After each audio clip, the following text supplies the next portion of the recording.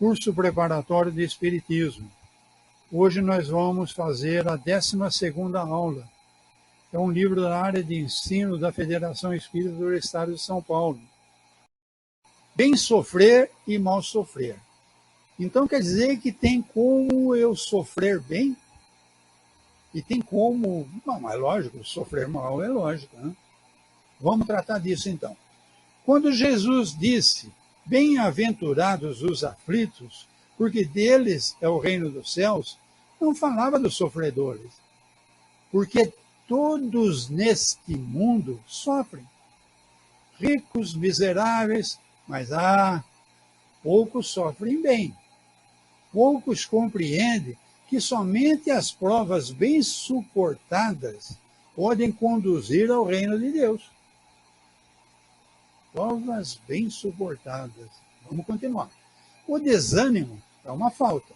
Desânimo, lógico, não é uma prova bem suportada. A prova está dura, eu desanimei. Nada disso. Prova bem suportada, não desanima não. Deus vos nega consolações se não tiverdes coragem. Sem coragem, como é que Deus vai te consolar? Você é um covardão. Na primeira dificuldade você desanimou. A prece é um sustentáculo da alma. Então a alma, o espírito, o ser que pensa, ele com a prece, ele consegue, como eu falei, uma inspiração dos bons espíritos. E isso serve de sustentáculo. Mas não é o suficiente por si só. É necessário que se apoie numa fé ardente na bondade de Deus. Você acredita realmente que Deus castiga? Pensa nisso, tá? Deus, o amor incomensurável, Deus, o amor puro, iria castigar o filho que provavelmente ele ama, né? Se ele ama tudo na natureza, como é que ele não amaria a obra-prima que ele fez, que seria o espírito hominal? Então Deus ama muito sim aos homens. Então, Deus não errou. Deus não está errando agora. E nem Deus vai errar no futuro. Então, eu tenho que ter essa fé para mim poder ter esse contato através da prece com a espiritualidade superior e receber esse sustentáculo aí, para o bem sofrer. Tendes ouvido que ele não põe um fardo pesado em ombros frágeis. Então, se você está sofrendo muito, parabéns, você tem ombros fortes. Senão você não teria um fardo tão pesado. O fardo está pesado, você está purgando no corpo de carne dívidas que você traz lá de trás, e esse purgamento que você está fazendo aqui vai te fazer muito bem. Quando você sair desse corpo de carne aqui, você vai se dar bem lá no plano espiritual. Aguenta firme, meu irmão. Conta comigo. Precisar de apoio, estamos juntos. O fardo é proporcional às forças. E a recompensa será o mais esplendente quanto mais penosa tiver sido a aflição. Então, vamos lá. Aflição sem sofrimento, aflição sem derrotismo, aflição sem revolta, aflição com fé. Eu sei que eu tenho problemas. Eu sou um espírito que no corpo espiritual trazia problemas que me faziam muito mal. E nessa vida que foi programada, nessa vida carnal que me foi programada, eu estou tendo a oportunidade de purgar nesse corpo de carne essas coisas todas muito pesadas que eu trago na vida espiritual. Eu vou voltar para a vida espiritual muito melhor do que antes de ser ligado a essa vida corporal. Isso é fé. Essa recompensa tem que ser merecida. Sede como militar, e não aspireis a um repouso que enfraqueceria seu corpo, entorpeceria vossa alma. Então o militar, ele quer ir para o campo de batalha, ele quer fazer a tarefa para a qual ele foi preparado. Um militar que fica no escritório, que fica numa tarefa rotineira, ele não tem oportunidade de pôr em prática aquilo para que ele foi treinado. Então, no corpo espiritual, a pessoa foi treinada para uma vida muito sacrificiosa no corpo carnal. Então, vamos viver essa vida sacrificiosa assim, com coragem. Fiquem satisfeitos quando Deus vos enviar a luta. Essa luta não é o fogo das batalhas, mas mais amarguras da vida, onde muitas vezes necessitamos de mais coragem que num combate sangrento. Então, não é que a vida, eu vou entrar, vou levar tiro, vou apanhar na cara, não é isso, tá? Às vezes, eu preciso coragem para enfrentar uma decepção amorosa, para enfrentar uma contrariedade, para enfrentar um orgulho ferido. Esse é o combate sangrento para mim, porque é muito sacrificioso para mim, mas é a minha batalha. É eu militar no campo de batalha, enfrentando essas decepções todas que a vida na carne me proporciona. Pois mesmo aquele que enfrenta firmemente o inimigo poderá cair sob o impacto de um sofrimento moral. Então, está difícil. Eu não merecia essa traição que eu sofri e me deixam bater e entro em depressão e desanimo da vida. Olha, eu caí sob o impacto de um sofrimento moral. Então, eu tenho que ter muito cuidado para não cair. O homem não recebe nenhuma recompensa por essa espécie de coragem. Eu vim aqui para isso, para enfrentar essas tribulações da vida carnal. Então, eu não vou ter recompensa porque eu estou enfrentando. Foi tudo programado. Eu vim aqui para sofrer essas tribulações. Então, eu vou enfrentá-las, é a minha obrigação. Deus lhe reserva os seus louros em um lugar glorioso. Onde seria esse lugar glorioso? Na vida espiritual. Então, se eu suportar resignadamente na vida carnal, eu vou ter os louros na vida espiritual, quando eu tiver o desligamento natural da minha vida corporal. Quando for atingido pela dor ou pela contrariedade, trate de elevar-se acima das circunstâncias. Tem gente que sofre muito com espinho no pé. Uma unha encravada é um tormento. Essa pessoa sofre demais. E tem pessoa que tem doenças graves, doença que causa muita dor. E você não vê essa pessoa sofrendo. Então, vocês estão entendendo agora o que é bem sofrer e mal sofrer? E quando chegardes a dominar os impulsos da impaciência, da cólera e do desespero, dizei com justa satisfação, eu fui o mais forte. Eu vim aqui para isso, sofri as tribulações da vida carnal e fui o mais forte. Eu não me revoltei, eu não me abati, eu não caí em vícios, eu não tentei apagar a minha consciência com o remedinho tarja preta ou com vícios de produtos químicos mais estupefacientes que existem. Eu fui o mais forte. Bem-aventurados os aflitos. Pode ser traduzido por bem-aventurados os que têm a oportunidade de provar sua fé, sua firmeza, perseverança e sua submissão à vontade de Deus. Qual é a vontade de Deus? Que eu sofra? Não. A vontade de Deus é que eu me harmonize. Então, lá na vida espiritual, que é a verdadeira vida, eu estava completamente desarmonizado.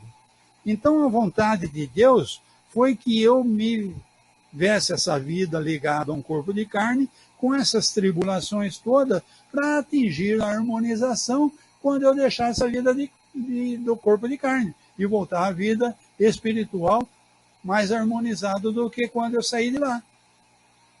Quando eu não saí de lá, porque da vida espiritual você não sai nunca. Eu, da vida espiritual, me liguei a um corpo de carne. Minha memória foi zerada, um véu foi colocado, eu não sei o que eu era, eu não sei o que eu fui, as vidas que eu tive, eu passei por tribulações, chegou num momento que estava determinado, eu desencarnei, eu volto para a vida espiritual, muito mais harmonizada do que quando eu saí de lá. Isso é a vontade de Deus. Por quê? Terão esses que suportarem se forem submissos à vontade de Deus, terão centuplicadas as alegrias que lhe faltaram na terra. E após o trabalho, virá o repouso. A maioria dos seres humanos não é capaz ainda de enfrentar a dor com resignação. A maioria não é. Antes, o que se vê é inconformismo. Mas por que foi acontecer justo comigo? Você não sabe, mas a espiritualidade sabe. Se resigna, faz suas preces, pede um sustentáculo, o teu anjo guardião, o teu espírito guia, vai inspirar ideias na tua cabeça que vão te melhorar no teu conformismo. A queixa intermina. Aquela pessoa, ó vida, ó Deus, ó azar, só comigo acontecem essas coisas.